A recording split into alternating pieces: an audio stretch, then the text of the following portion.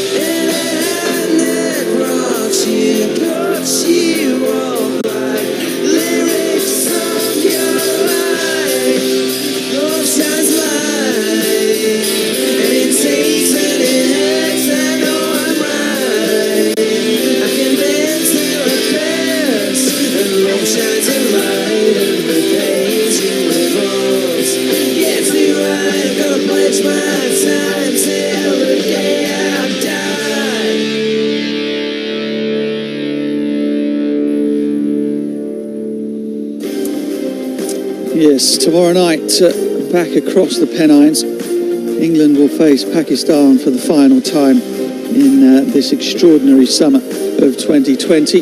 Can Pakistan level the T20 International Series one apiece, or will England take the silverware yet again under Owen Morgan? 5:30 tomorrow on Sky Sports Cricket to find out. Meanwhile, over here in the White Rose County, this is how things transpired in the second of our double-header this evening. Lancashire Lightning made 178 for 5. Alex Davies was quite superb with 82 from just 56 deliveries. Aiden abetted by Stephen Croft with 38 from 21. And at one point, Lightning looked as though they might crack the 200 mark. But Derbyshire fought back gamely. Ed Barnes in particular with 2 for 27. Derbyshire Falcons came very, very close indeed, and who knows how things might have gone had Wayne Madsen not suffered that injury. We think it's to an Achilles in the midway through his innings. He ended up with 44 from 27. Lewis Rees with 39 was muscular also, and Matt Critchley kept them in touch right up until the final over. But in the end, Lancashire Lightning had too many and ran out winners by 4 runs. Let's have a look to see what that's done to the North Group table. Plenty of action in the North Group. The Outlaws went top, chasing down 190 against the Yorkshire Vikings earlier on this afternoon. Leicestershire Foxes won against Durham here earlier at Emerald Headingley. But it's the Lancashire Lightning who end up there on 5 points, level with the Outlaws. And it's going to be tight, one believes, in the North Group. Some very strong teams in there indeed. OK, I think they're just about ready for us. Charles Dagnall has the captains and the presentation. Thank you, Butch. 4 runs, the margin of defeat for you, Billy, and a frustrating one, albeit you got within a whisker. Yeah, very close. I think we just said in the rooms there, disappointed not to chase that down, particularly the couple of positions we found ourselves from 10 overs out. But as a collective group of a young, inexperienced attack in the field, I thought the guys bowling the trump overs at the start and the back end was phenomenal. Yeah, I was going to pick up on that. In that you've seen a great deal of character from an experienced attack, which has got 2 T20 games in the final 3 players of the order. It is, and the overs they bowled in the first 6 and in the last 4, and the added context of our run out yesterday against Yorkshire. I thought they'd done fantastically well. What do you think of the score at the halfway mark? I think 180 was par. We would definitely have taken that at the start. It's just disappointing to get so close and but come away losing in the end. Now, I'm sure it's too early to tell what injury Wayne Madsen has done, but that obviously had a bearing on the run choice with him and Leas de Ploy so well set. Yeah, look, while watching and speaking to Mads, I think once he had his injury, he wasn't quite as free-flowing as he was originally. I'm not quite sure at the minute whether it's ankle or calf. I think they're still assessing him up there. From your perspective now, you've obviously, yesterday wasn't what you wanted. This is a much better performance, I'm sure you'll agree, moving on, but you can really kick on, you feel, from here on in? Yeah, most certainly. Look, we want to win every game that we play, but as I said, we've got a lot of guys that are finding their way and learning in this format, so the additional bonus of guys developing and learning is not to be overlooked. Bad luck today, thanks for your time. Cheers, Daggers, thanks. And over to the winning captain, Dane Villas, who's very, well, he's got a sort of wry smile on the face. It was probably closer than you would have fancied at the start of the final over. Yeah, definitely. I think we're in a good position. Obviously, 19 off the loss is a good position to be in, but it doesn't help when the first one goes out the par for 6. But I think, credit to Tom, he kept his nerve at the back end there and he got us over the line, which is the most important thing. Billy said that the score was about par, that he thought. Were you actually thinking at one stage that 200 could be on the cards? Yeah, I think we were thinking, obviously, the way that Al was going, batted incredibly well again. It was difficult, but look, I was happy with 180. I thought it was a good score. I think, we made a few mistakes in the field here and there, and we didn't bowl our best, if we're honest, and we were pretty comfortable with that 180 score. Saying on commentary, I don't think I've seen a televised game where Alex Davis doesn't score runs. He loves a bit of TV. Yeah, he's been in incredible form and he's done really, really well. So hopefully he continues and he's going to get better and better. He's just finding his stride now at the moment. He's got a lot of talent, as everyone's seen before. So, I just think he's going to get better and better, hopefully. The old campaigner, Stephen Croft, no, he won't thank me for saying that, but he really did a job for you at the start of the innings. Yeah, Crofty's been great for us, with the bats up front there, coming in at 3 at a crucial position, and then bowling in the beginning as well, getting that first wicket gets us off to a nice start. Obviously old campaigner, been around, knows this place better than anyone really, so it's nice, and we always seem to have really, really tight games here no matter who we play.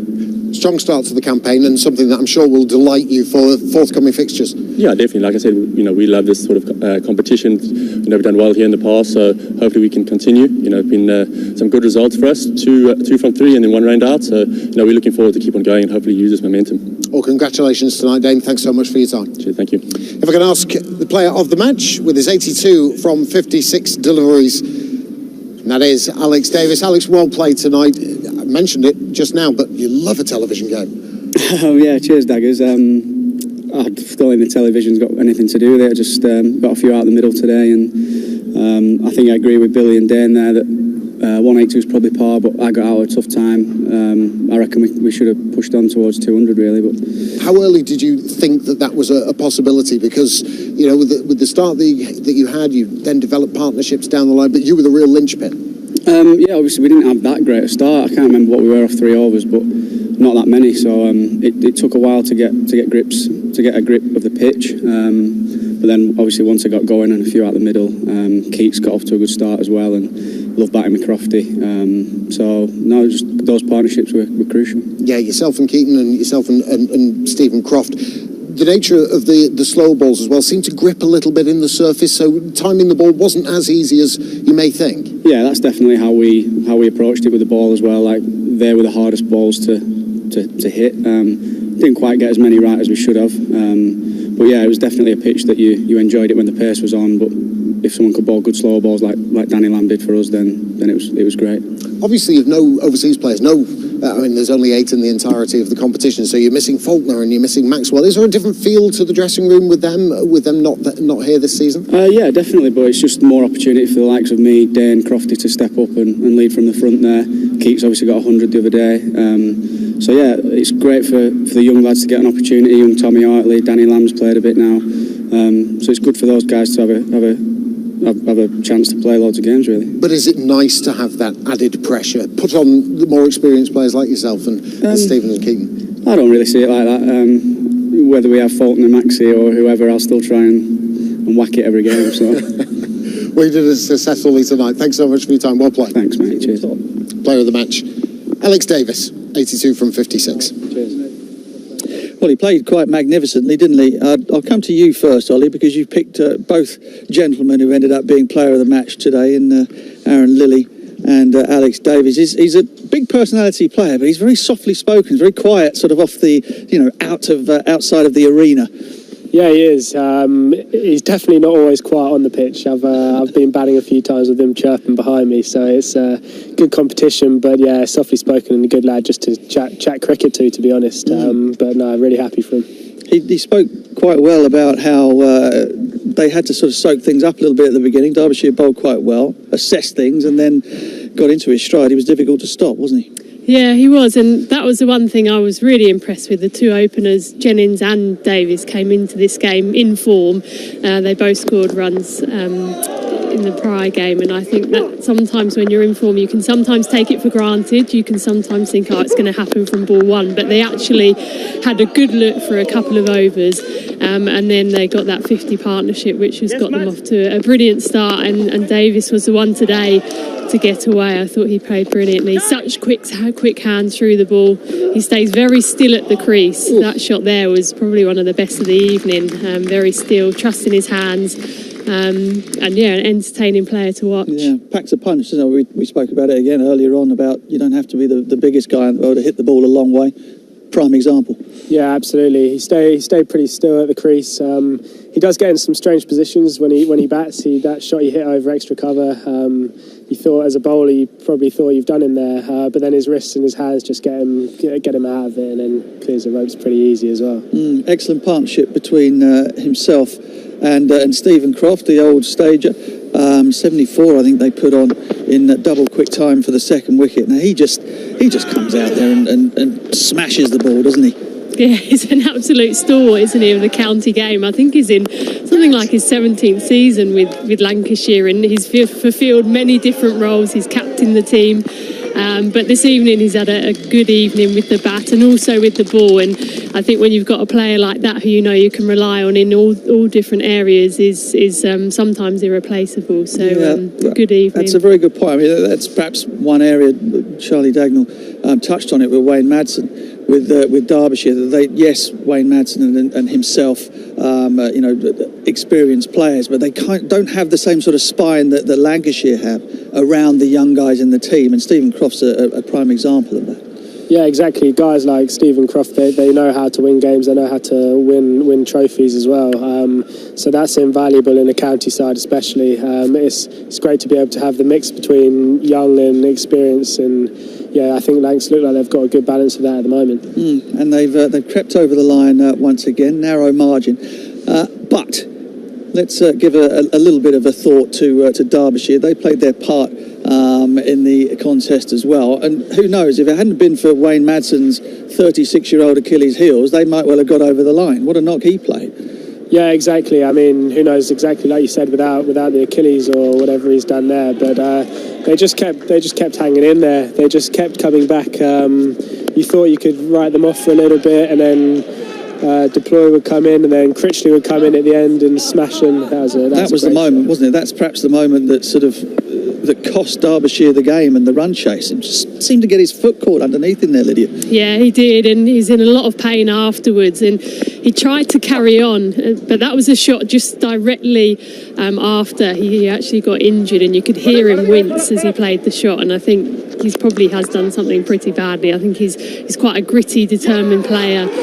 He eventually fell, but I don't think he was to blame this evening for Derbyshire's loss. I think probably the thing that undid them was they didn't have one of their top five to go on and carry their bat. I think that's what you need in any format of the game. Certainly, yeah. Well, funny you should mention that, because Lewis Deploy had played brilliantly. He tagged Matt Parkinson as well, and looked. I think these are going to be the two shots here. It looks as though they kept Derbyshire in it, got them ahead actually for the first time around about here.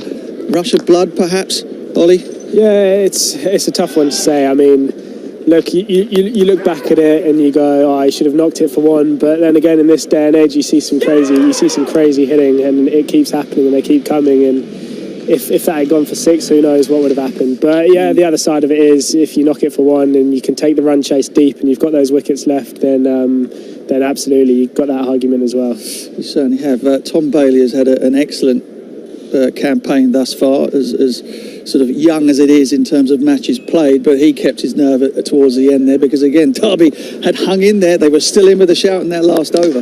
Yeah, and this is brilliant to see. We were talking earlier on commentary about the lack of overseas players in this competition. James Faulkner would normally fulfil this sort of role for Lancashire, but I think it's brilliant to see these younger players get those opportunities to perform under pressure and to know what it feels like and to hold their nerve, and that's what he's done brilliantly this evening in tough conditions. Well, Matt Critchley was also a major reason that Derbyshire got themselves in, and that was Alex Davis proving that it wasn't just with the bat that he picked up that player of the match award. So, I mean, in the end, it was a game that needed a crowd almost, wasn't it? I mean, it's just such a shame you get that close. It feels a little bit flat, but it was two teams that gave absolutely everything this evening. Yeah, exactly. It's always T20s. These nights would be rocking, especially with a tight game like that. It would be, the atmosphere would be amazing. So yeah, it is a shame we couldn't have a crowd in, but hopefully that won't be too far away. North Group seems to be taking some sort of shape at the moment. We expected Nottinghamshire to be up the top there, but Lancashire look a decent bet as well. Yeah, they do. They look like they've got cover in all departments, and I think that's what you need in a tournament which is shorter this season than it was last season, obviously with the current situation. But I think you need to start early, and we've seen some teams, Durham, unfortunately, they've lost their first three opening games, and sometimes that can be really hard to pull back. So I think Lancashire have put themselves in a good position at the start of this tournament, but I'm sure we're going to see a few things change as it goes on. It's not good news to the ears of you and your Surrey team. They've lost 3 out of 3 as well, haven't they? No, we've tied and had a washout. Oh, yeah, that's right. Of course you did. Yeah, very sorry. We're hanging in there. The boys are playing tomorrow. They'll be all right. Absolutely. Okay. Well, thank you very much for your company this evening, Ollie. And we won't be seeing you now, will we? You've got an operation booked in for that shoulder, haven't you? Yeah, I've got an operation in, so a bit of isolation time coming up for me before that op. I think hopefully next week. Okay, it's not like you've had too much of that recently. Lydia, thanks very much. We'll see you at Edgbaston on Wednesday. And this is what is coming up across the Sky Sports Network. We've got plenty of cricket coming for you, but first and foremost, we have the Italian Grand Prix qualification, practice and the race itself, all live from Monza. Always a fantastic, colourful occasion, that one for the cognoscenti of Grand Prix racing. And of course, tomorrow, the final match, the third and final instalment of the T20 series between England and Pakistan. We've seen some magnificent cricket from both sides there. Will England carry off the series, or will Pakistan be able to level things up? Find out from 5:30 tomorrow night on Sky Sports Cricket. Thanks for watching.